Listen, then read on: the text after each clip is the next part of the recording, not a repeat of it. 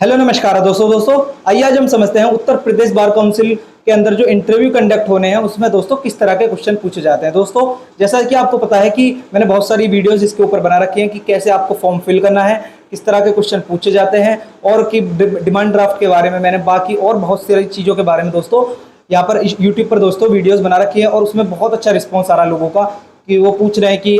कि आपने ये डीडी कहाँ से बनवाया या और भी बहुत सारी चीज़ें हैं कि स्टाम्प पर हमको क्या क्या लिखना है। वहाँ पर बहुत सारे बच्चों के दोस्तों यहाँ पर प्रॉब्लम सॉल्व हो रही हैं। दोस्तों आइए आज हम बात करते हैं कि किस तरह के क्वेश्चन दोस्तों आपसे पूछे जा सकते हैं। अगर आप उनको बताते हो कि आप एक प्रैक्टिसिंग एडवोकेट हो या फिर आप प्रैक्टिस कर रहे हो या फिर आप उनको बताते हो कि आपने अभी आपकी लॉ कंप्लीट हुई है या फिर आप उनको बताते हो कि आप किसी कंपटीशन यानी जुडिशरी या फिर एपीओ वगैरह की तैयारी कर रहे हो, तो आपसे दोस्तों किस तरह से क्वेश्चन आपसे पूछे जा सकते हैं। दोस्तों अगर आप उनको बताते हो कि आप एज एन एडवोकेट या फिर एज एन प्रैक्टिसिंग लॉयर वहाँ पर क्या है काम कर रहे हो, कोर्ट में जा रहे हो, कोर्ट में आप दोस्तों इंटर्नशिप के तौर पर किसी भी तरह से आप अगर कोर्ट से जुड़े हुए हो, वो आपसे पूछेंगे कि क्या आप कोर्ट जा रहे हो, तो आपसे वो दोस्तों किस तरह के क्वेश्चन एक्सपेक्ट करते हैं कि आपको ये चीज़ तो पता होनी चाहिए। दोस्तों आपसे वो पूछ सकते हैं कि कितनी तरह की दोस्तों बेल होती है, कि रेगुलर इंटरिम बेल वगैरह के बारे में, एंटिसिपेटरी बेल वगैरह के बारे में दोस्तों आपसे पूछा जा सकता है। दोस्तों आपसे पूछा जा सकता है कि सीपीसी के बारे में पूछा जा सकता है। अगर उन्होंने पूछ लिया आपसे कि आप किस साइड अपना जो है आगे प्रैक्टिसिंग करना चाहते हो, कि क्रिमिनल साइड करना चाहते हो या कंपनी की साइड से करना चाहते हो, जीएसटी वगैरह की साइड या फिर सिविल साइड, तो अगर आपने बोल दिया कि सिविल साइड वो करना चाहते हो तो आपसे सीपीसी से रिलेटेड दोस्तों आपसे क्वेश्चन पूछे जा सकते हैं। आपसे डिग्री और ऑर्डर में अंतर पूछा जा सकता है, क्योंकि अगर आप बताते हो उनको कि आप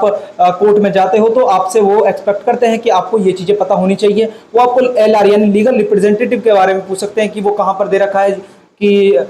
एलआर कहाँ पे दे रखा है, डिग्री की डेफिनेशन कहाँ पे दे रखी है, ऑर्डर कहाँ पे दे रखा है, कितने ऑर्डर हैं सीपीसी के अंदर, कितने सेक्शन हैं सीपीसी के अंदर। दोस्तों इस तरह के क्वेश्चन जो है आपसे वो एक्सपेक्ट करते हैं कि आपको ये चीज़ें पता होने चाहिए। या फिर आपसे पूछ सकते हैं कि कोर्ट के बारे में पूछ सकते हैं कि कितनी तरह की कोर्ट आपके डिस्ट्रिक्ट में होती हैं, कि सीजेएम की कोर्ट कौन सी होती है, या फिर एसीजे जेडी ये जूनियर डिवीजन वाली कोर्ट के बारे में पूछ सकते हैं, डीजे यानी डिस्ट्रिक्ट जज की कोर्ट के बारे में पूछ सकते हैं। आपसे ये चीज़ वो आपसे दोस्तों पूछी जा सकती है।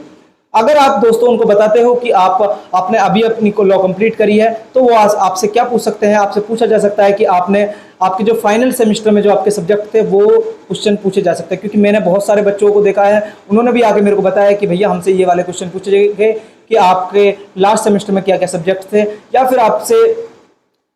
थोड़ा सा उनको ये रहता है कि वो आपको कॉन्स्टिट्यूशन से रिलेटेड पूछ सकते हैं कि फंडामेंटल राइट्स के बारे में आपको पता होना चाहिए।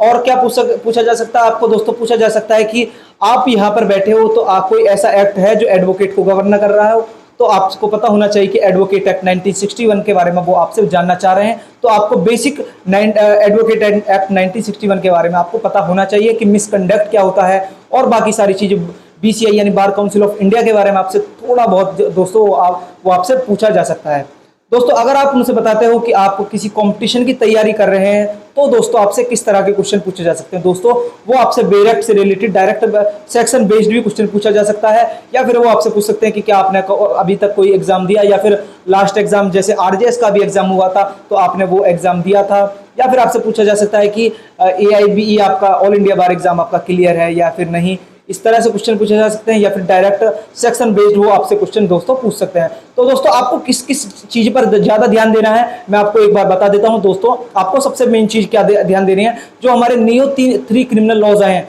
यानी भारतीय साक्ष्य अधिनियम 2023, भारतीय न्याय संहिता 2023 या फिर भारतीय नागरिक सुरक्षा संहिता 2023, इन चीज़ों के बारे में इनेक्टमेंट इन्फोर्समेंट दोस्तों ये आपको डेट आपको पता होना चाहिए कि कब प्रेसिडेंट से असेंट मिली, कितने इनमें सेक्शन है, कितने इनमें चैप्टर हैं, ये चीज़ें आपको क्लियर कट आपको दोस्तों पता होना चाहिए। ये चीज़ें आपसे सबसे ज़्यादा इंपॉर्टेंट है कि आपसे पूछा जा सकता है। दोस्तों नेक्स्ट क्या चीज़ें पूछी जा सकती है, आपको प्रियम्बल यानी हमारे कॉन्स्टिट्यूशन के प्रियम्बल के बारे में पता होना चाहिए कि कितनी तरह की जस्टिस हमारे प्रियम्बल में दी गई हैं। आपको पता होना चाहिए कि हमारे सिटीजनशिप के बारे में आपको थोड़ा बहुत नॉलेज होनी चाहिए, या फिर फंडामेंटल राइट्स के बारे में आपको पता होना चाहिए। या फिर वो आपसे ये भी पूछ सकते हैं कि प्रेसिडेंट और प्राइम मिनिस्टर के चुनाव में क्या अंतर होता है, कि क्या आप प्रेसिडेंट के चुनाव में वोट दे सकते हो या फिर नहीं। तो दोस्तों ये चीज़ें आपसे पूछी जा सकती हैं। लोकसभा राज्यसभा के बारे में आपसे डिफरेंस पूछा जा सकता है, क्योंकि क्या है वो एक्सपेक्ट करते हैं कि ये चीज़ें आपको क्लियर कट आपको दोस्तों पता होना चाहिए। और क्या दोस्तों आपसे पूछा जा सकता है, अगर आप प्रैक्टिसिंग एडवोकेट है तो आपसे पूछा जा सकता है कि मेंटेनेंस के बारे में पूछा जा सकता है कि आपको मेंटेनेंस एप्लीकेशन लिखनी है तो वो आप किस तरह से ड्राफ्ट करोगे, उन चीज़ों के बारे में आपसे पूछा जा सकता है। मेंटेनेंस की पूछी जा सकती है, एलिमनी के बारे में पूछा जा सकता है कि एलिमनी दोस्तों किस सेक्शन में दे रखी है, ये चीज़ें आपको पूछी जा सकती हैं। पूछा जा सकता है कि भारतीय साक्ष्य अधिनियम और जो हमारे इंडियन एविडेंस एक्ट है उनमें दोस्तों क्या क्या अंतर आया है, क्या पहले क्या चीज़ें थी ऐसी जो अब अंतर आया है, कि क्या अब जो हमारा देखा जाता है दोस्तों, आपको पता होगा कि अब क्या है जो डिजिटल चीज़ें हैं वो भी जो हमारा भारतीय साक्ष्य अधिनियम है उसमें एक्सेप्टेबल हैं। या फिर आपसे दोस्तों पूछा जा सकता है कि जो हमारी भारतीय नागरिक सुरक्षा संहिता में के अंदर जो हमारा मेंटेनेंस है वो किन किन पर्सन को दिया जाता है। जो हमारा 125 सीआरपीसी था अब वो दोस्तों कौन सा सेक्शन हो गया है, जो आपके मेन सेक्शन थे, जो 164 के बयान होते थे, जो 161 के बयान जो पुलिस के सामने होते थे, वो अब दोस्तों भारतीय नागरिक सुरक्षा संहिता के अंदर दोस्तों कहाँ पर होते हैं। ये चीज़ें आपसे पूछी जा सकती हैं। आपसे पूछा जा सकता है कि आपका मर्डर वाला जो सेक्शन था वो अब दोस्तों भारतीय न्याय संहिता के अंदर कहाँ पर दे रखा है। या फिर आपका जो रेप वाले ऑफेंसेस थे या महिलाओं से रिलेटेड जो भी ऑफेंसेस थे 498 में ए वाला जो ऑफेंस था वो अब दोस्तों हमारा भारतीय न्याय संहिता के अंदर दोस्तों कहाँ पे दे रखा है। ये चीजें आपको दोस्तों पता होना चाहिए। और दोस्तों आपको बेसिक यही, क्योंकि बहुत लोगों ने मैंने वीडियोस देखे हैं उन्होंने बता दिया कि बेसिक आपको तैयार करके ले जाना, लेकिन दोस्तों कोई ये नहीं बता रहा कि बेसिक क्या है। तो दोस्तों ये जो चीजें मैं बता रहा हूँ ये दोस्तों बिल्कुल बेसिक है, ये आपको पता होना चाहिए। और क्या पूछा जा सकता है आपसे दोस्तों, आपसे मुस्लिम लॉ के बारे में थोड़ा बहुत पूछा जा सकता है। या फिर आपको अब अगर आप बताते हो कि इनको कंपनी की आप साइड जाना चाहते हो तो आपसे lifting up the corporate veil वगैरह के बारे में या फिर मीटिंग के बारे में या फिर और भी चीज़ें हैं जो कंपनी लॉ से रिलेटेड है वो आपसे दोस्तों पूछा जा सकता है। जो छटनी वगैरह होती है उन चीज़ों के बारे में आपसे दोस्तों पूछा जा सकता है। तो दोस्तों ये चीज़ें जो है दोस्तों ये बिल्कुल बेसिक हैं, ये आपको दोस्तों तैयार करके लेके जानी है। और दोस्तों अगर आपको कोई भी प्रॉब्लम हो आप मेरे को कॉल कर सकते हैं, या फिर आप मेरे को निर्देश का संदेश मेरे इंस्टाग्राम पर आपको मेरे को कभी भी एनी टाइम आप मेरे को मैसेज कर सकते हैं। आपको फॉर्म भरने में कोई दिक्कत आ रही है या फिर आपको कोई भी किसी डॉक्यूमेंट से रिलेटेड कोई भी दिक्कत है, आप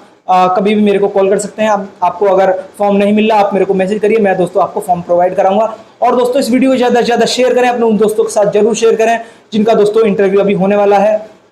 दोस्तों जय हिंद, जय भारत।